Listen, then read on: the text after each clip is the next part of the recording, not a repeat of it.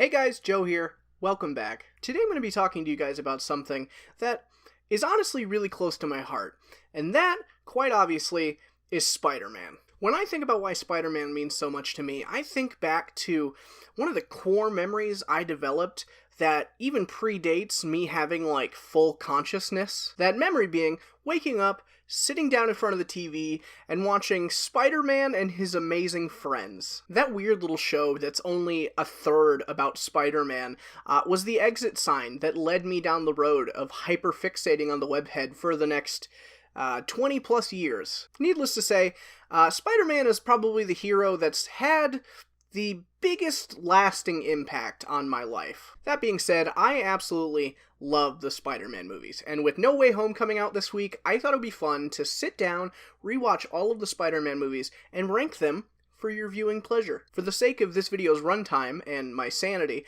I'll be trying to highlight the biggest pro and con that I have with each of the movies. Side note, these are not being judged on which one is the best movie, but purely which one that I enjoy the most. Although, to be fair, the quality of some of these definitely affects that. With all that out of the way, why don't we go ahead and get into it? Coming in at number 8 is The Amazing Spider-Man 2. I've got some thoughts about this one. Admittedly, I have a hard time getting through this one, which is a real shame, because I remember very much liking this the first time I saw it. I have since realized that the term I would use to describe the reason I enjoyed this movie the first time is actually Stockholm Syndrome.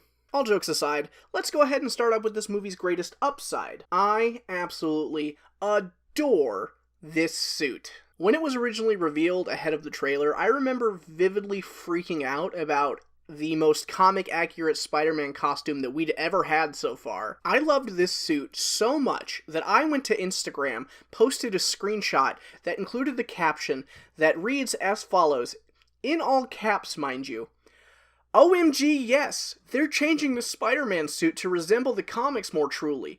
Nerd erection on max. First of all, however, he didn't say anything that wasn't true. Honestly though, the colors, the texture, the design, still absolutely unmatched in Spider-Man movies today. On top of that, in-universe, Gwen designed this suit. At least, that's what a video game told me.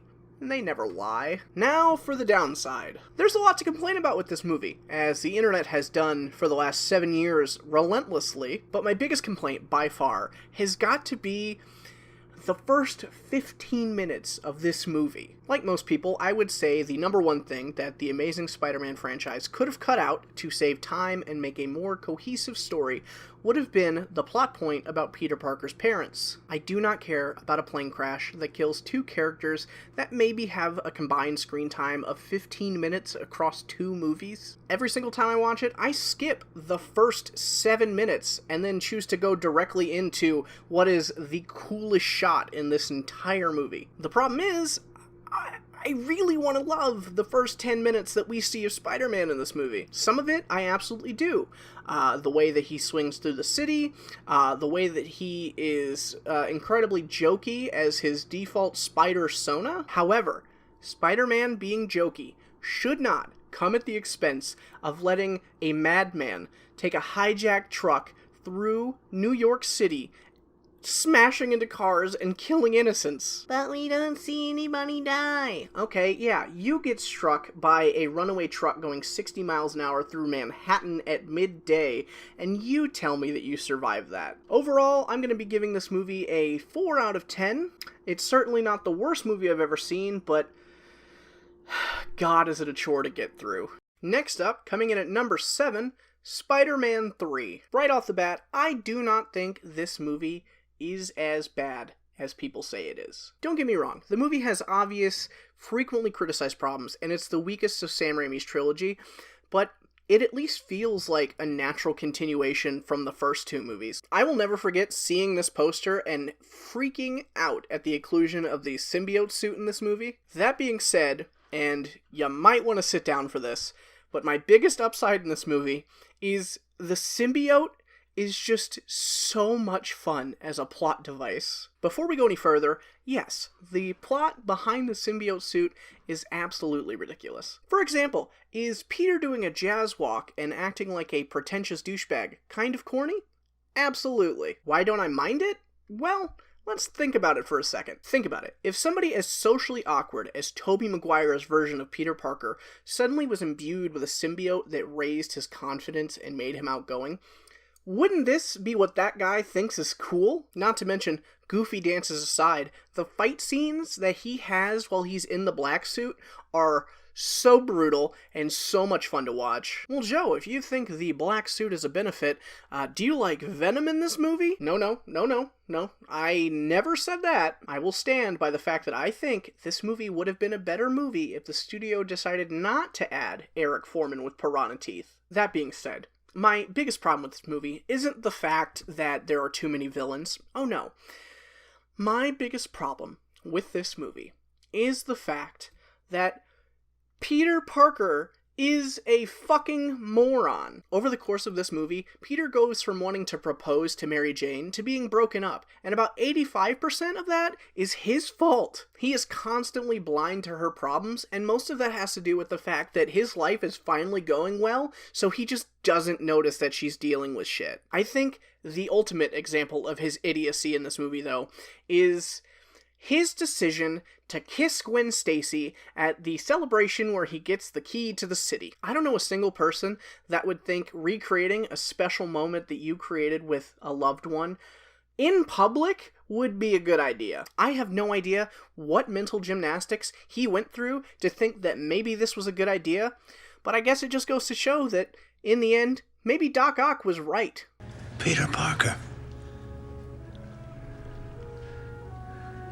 Brilliant, but stupid. Overall, I'm giving this one 5 out of 10. It has problems, but it's definitely more fun to watch than the previous one. Coming in at number 6, The Amazing Spiderman. This movie is underrated, and I will stand by the fact that I think it is a solid Spider-Man movie. When I was younger and it first came out, I remember not feeling too strongly one way or the other about it. After several rewatches, though, over the years, I've found quite a bit to love about this movie. The acting and casting are both on point, and for what it's worth, it redoes the origin in just different enough of a way that it doesn't really feel like a retread. My favorite thing about this movie, though, is one particular scene, and that scene is the one of Spider-Man saving the day on the bridge. To me, this scene is where Peter truly becomes Spider-Man. This is, to me, at least the point in the movie where there's a dynamic shift from him trying to get revenge on the person who killed Uncle Ben and deciding to be Spider-Man because it's the right thing to do.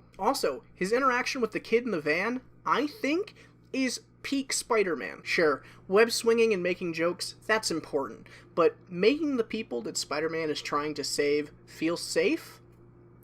That is Spider-Man. I think it's just unfortunate that while he was doing all of these wonderful things, he looked like this.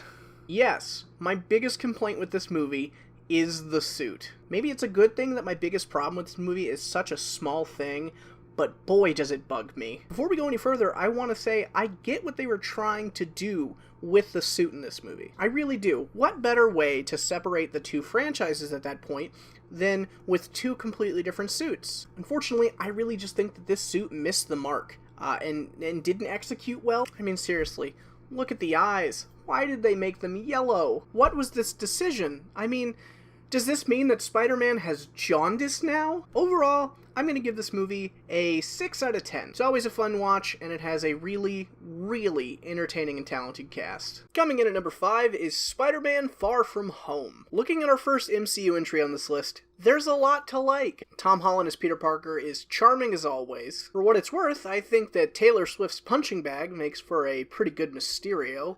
Pretty entertaining villain to watch, all things considering. Just for some behind-the-scene context, the reason I made that joke was strictly because I didn't want to try and figure out how to spell Jake Gyllenhaal's last name to write in my script. I've always been a little bit conflicted on Tom Holland's portrayal of Peter Parker, if only just because the MCU has taken his character in directions that I didn't necessarily want. That aside, this is a really fun movie, and upon my rewatch, I enjoyed it a lot more than I remember liking it. For me, the thing that really sets this movie above the rest that we've spoken about so far has got to be the final fight with Mysterio on the bridge. Seeing Peter have to work with his back against the wall is sort of the same way he went into both of his final fights, and I gotta be honest, I absolutely love it. In my mind, Spider-Man is the everyman sort of hero. He's just some guy who lucked into having powers and uses his wit and will to save the day. While this Peter isn't exactly disadvantaged like previous incarnations, he really does have his advantage ripped away in the final hour of both of his movies so far. In Homecoming, it's Tony taking away his suit. In this movie, he has a fancy new suit, but even still, he's just absolutely outnumbered by Mysterio's drones. In this movie, he has to rely on his intelligence and his abilities to win the final battle, and for that, it was really the deciding factor that made me sort of decide that, I really do love this incarnation of Peter, regardless of how I feel about certain choices that they've made. Speaking of, for my main complaint with this movie, it is choices that the studio made. Specifically, I really hate that this movie takes place in Europe. Don't get me wrong, I know Spider-Man is a character who's had stories set in other countries before. That's not really my problem. My problem, ultimately, is that I think this movie could and should have been set in New York. I used to complain about Homecoming having a sort of small stakes setting compared to previous Spider-Man movies, but I eventually grew to love and appreciate what that movie was trying to do. After Homecoming, I had hoped, moving forward, it would start to feel a little bit more like a traditional Spider-Man movie. Alas, what we got was a vacation movie that just happens to star Spider-Man, and for me, that's really this movie's biggest misstep. Overall, I'm going to give this movie a 7 out of 10. It's a really enjoyable movie, it's just not exactly what I wanted. Coming in at number 4 is Spider-Man. At last, we've come to the movie that started it all. This movie is almost 20 years old, and at times, it really feels like it, but God, is this movie just so much fun. This is probably the Spider-Man movie I watch most frequently, if only because I watch it every single Thanksgiving. And yes, Spider-Man is a Thanksgiving movie. Thank you so much for asking. Now that I'm done spitting hard facts at you, let me get into what I think is this movie's biggest strength, and that is Willem Dafoe as the Green Goblin. What's a hero without an equally iconic villain? Willem Dafoe was just one of many brilliant choices that the production team made. It honestly makes sense that they cast him, because he literally has bad guy in his name. But seriously, he really does play the perfect Dr. Jekyll and Mr. Hyde type character. He is equal parts the funniest and most intimidating part of this movie at times. Now, what can be said negatively about this movie? Well, I'd argue that my biggest problem is a bit of a nitpick, but this movie really does feel incredibly old sometimes. The reason I only consider this a nitpick at best is because it only kind of detracts from my personal enjoyment of this movie. For what it's worth, being a person who was alive at the time and vaguely remembers how the world looked and sounded and felt kind of stops this from being a problem for me. That being said, I wouldn't blame somebody who's younger than me for maybe finding how old this movie feels kind of distracting. God knows I am the exact same way about the original Star Wars movie. Overall, I'm going to be giving this movie a 7 out of 10.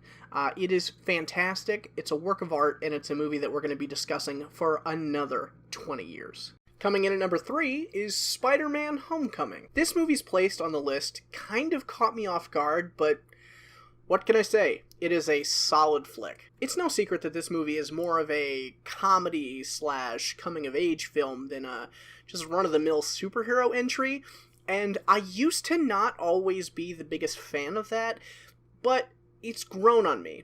Why is that? Well, first of all, it's just really funny. In my opinion, it's one of the funniest MCU entries that doesn't rely too much on quips. Most importantly, though, I think that the reason this movie works so well for me is the fact that it shows us an amateur Spider-Man that is not good at his job yet. He tries, but he just makes so many mistakes in this movie, and God, is that refreshing. In terms of the other two franchises, by the halfway point of the first movie, he's a pretty decent Spider-Man, which makes a ton of sense, considering in this universe, he was 15 when he got his powers, which is a whole 2 years younger than the other two Spider-Men. For example, this is what I looked like when I was 15 years old. Does he look like he would know what to do with super strength and the ability to stick to things like a roll of Super Duty duct tape? I don't think so. In this movie, when it comes to things that I have issues with, there's really only one sort of overarching problem that I have, and that is Peter Parker in the MCU does not struggle enough. When Peter is introduced in Captain America Civil War, it's explicitly mentioned that he has to, like, dumpster dive for his equipment and tech. Then in Homecoming, it's like that entire piece of characterization that they softly set up just didn't exist anymore. Honestly, though, in a world full of superheroes, when you're recruited by a billionaire in a flying can of Campbell's soup, it's kind of hard for a certain amount of struggle to make sense. It's not something that ruins the movie, it doesn't make it a bad movie, but it does make it a little bit less enjoyable. Overall, I'm giving this movie an 8 out of 10. It is a solid comedy that shows just how shitty being a teenage superhero can actually be, and that is wonderful. Coming in at number 2 is Spider-Man 2. This film is widely regarded as the best Spider-Man movie, and I 100% understand why. It is the textbook definition of sequels better than the original. It takes everything that the first movie does and does it better. With that being said, what is it about this movie that really sells it for me? The answer, in my opinion, it is the Spider-Man movie. Of all the movies, it is the only one that truly captures the tone and morals of the original comics on which this character is based. In this movie, he does give up the suit and give up being Spider-Man for some period of time, but eventually he goes back to it because he realizes that the turmoil being Spider-Man puts on his life is worth it because it makes the world and the city at large a better place. It is hands down, in my opinion, the best adaptation of this character. Even though this franchise did lead to the creation of